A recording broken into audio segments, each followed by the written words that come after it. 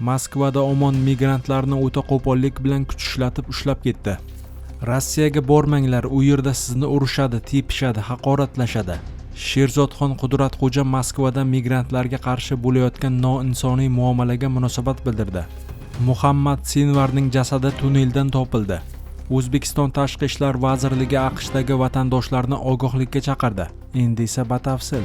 Prostatit, ikkilamchi bepushtlik, tez peshob, tahorat buzilishidan aziyat chekmoqdamisiz? Jinsiy zaiflik yoki yallig'lanish sizni qiynayaptimi? Endi bu muammolarni birinchi haftani o'zidayoq bartaraf etish mumkin. Vulkan erkaklar uchun jinsiy faoliyatni tiklashga, yallig'lanishni yo'qotishga va sog'lig'ingizni yaxshilashga yordam beradi. Batafsil ma'lumot uchun quyidagi raqamlarga qo'ng'iroq qiling. Mahsulot yetkazib berish O'zbekiston bo'yicha bepul.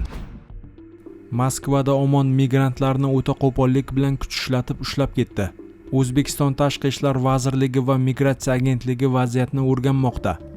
2025-yil 8-iyun kuni Rossiya kuch ishlatar tuzilmalari Moskva shahrining Strogino tumanida migrantlarga qarshi reyd o'tkazdi. Mahalliy ommaviy axborot vositalariga ko'ra, reyd tadbirlari Rossiya Federatsiyasi Mudofaa vazirligiga qarashli obyektlardan birida MDH davlatlaridan kelgan fuqarolar yashaydigan yotoqxonada o'tkazilgan. Tadbirda mehnat muhojirlarining hujjatlari tekshirilgan. Ularning ayni qaysi davlat fuqarolari ekaniga oydinlik kiritilmagan. Reyd davomida OMON maxsus bo'linmasi Markaziy Osiyolik mehnat muhojirlariga qo'pol va noinsoniy munosabat qilgan. Xususan migrantlar xonalaridan haydab chiqarilgan. Kuch tuzilmalari xodimlari migrantlarni haqorat qilgan, kuch ishlatib urgan va tepgan. Ba'zilariga hattoki elektroshoker bilan hujum qilgan.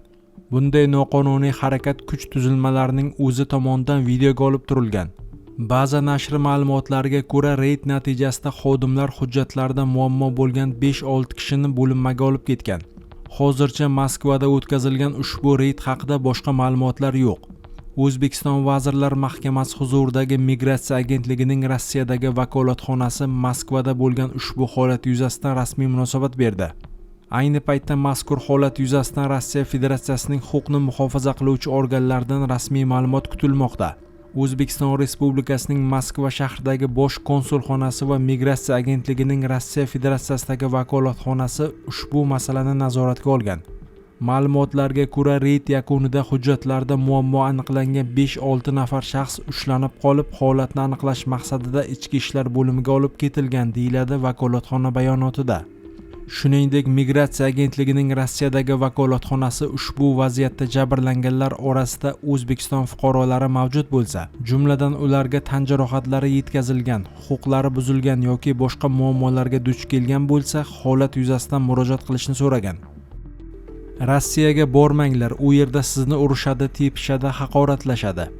O'zbekiston Jurnalistika va ommaviy kommunikatsiyalar universiteti rektori Sherzodxon Qudratxo'ja Facebook'dagi sahifasida migrantlarga qarshi reydlar haqida fikr bildirdi. Rektor posti ostiga Moskvada migrantlarga nisbatan o'tkazilayotgan reyd tadbirlari, kuch ishlatar tuzilmalarining mehnat muhojirlariga qarshi qo'pol xatti-harakatlari aks etgan videoni ilova qilib, aholisi yiliga qariyb 1 millionga ortayotgan O'zbekiston ishchi kuchini boshqa mamlakatlarga yo'naltirishga majburligi, ammo shunday bo'lsa-da Rossiyaga borish o'rniga boshqa yo'lni tanlashni tavsiya qilgan. O'zbekistonda bir yilda 1 millionga yaqin odam tug'ilyapti.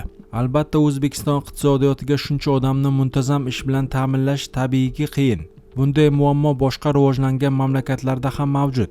Ko'p inson tug'ilar ekan, katta miqdordagi ishchi kuchini boshqa davlatlarga eksport qilish ham tabiiy jarayon.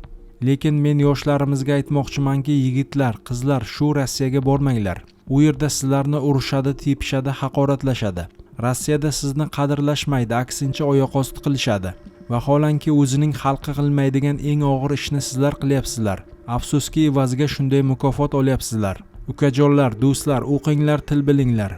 Yaxshi hunar o'rganinglar. Sizlarni Olmoniya, Birlashgan Arab Amirliklari, Yaponiya, Janubiy Koreya kabi rivojlangan mamlakatlar kutyapti, deydi Qudratxo'ja.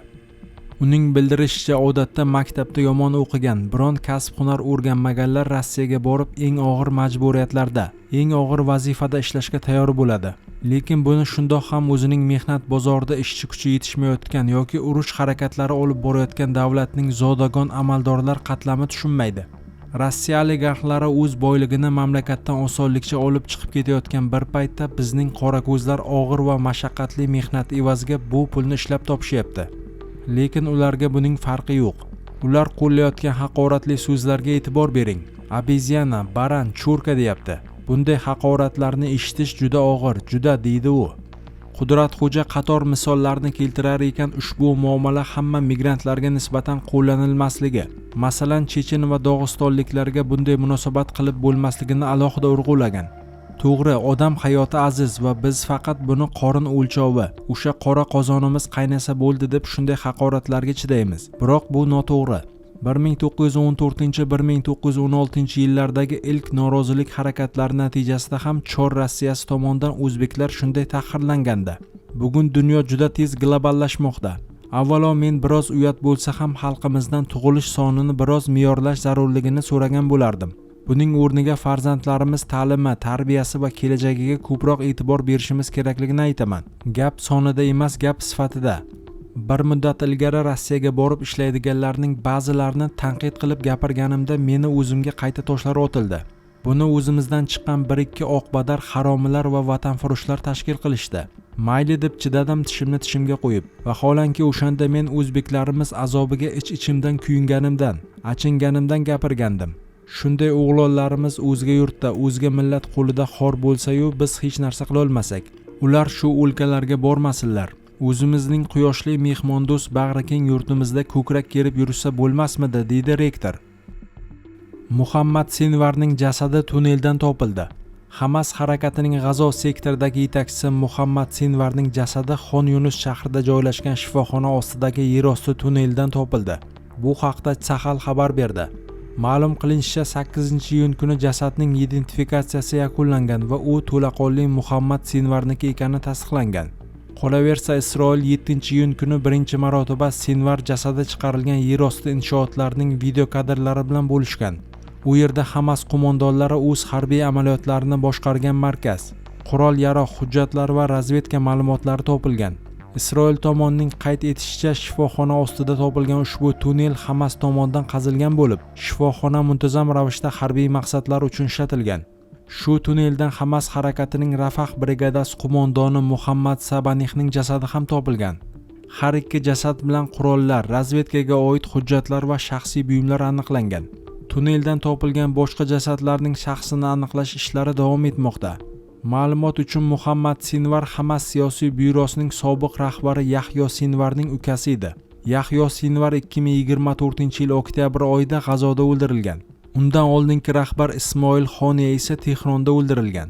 Muhammad Sinvar ham akasi singari Hamas saflariga yoshligida qo'shilgan va Isroil maxsus xizmatlari tomonidan bir necha marotaba nishonga olingan. Ammo avvalgi urinishlar samarasiz bo'lgan. O'zbekiston Tashqi ishlar vazirligi AQShdagi vatandoshlarni ommaviy namoyishlarda ishtirok etmaslikka chaqirdi.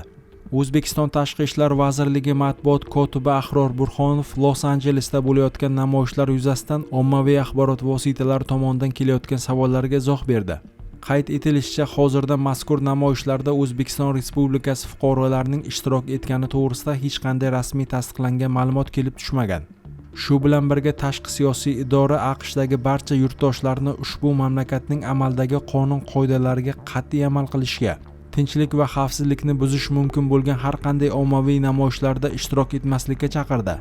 O'zbekiston diplomatik vakolatxonalari xorijdagi fuqarolarning huquq va manfaatlarini himoya qilishda davom etadi. Zarur hollarda fuqarolarimiz AQShdagi elchixonamiz va bosh konsulxonamizga murojaat qilishlari mumkin, deyiladi xabarda. Los-Anjeles janubidagi Paramount shahrida 6-iyun kuni kechqurun migrantlarga qarshi reydlardan so'ng tartibsizliklar boshlandi. Natijada o'nlab odamlar qo'lga olindi. Reydlarga qarshi namoyishlar va huquq-tartibot idoralari xodimlari o'rtasida to'qnashuvlar sodir bo'ldi.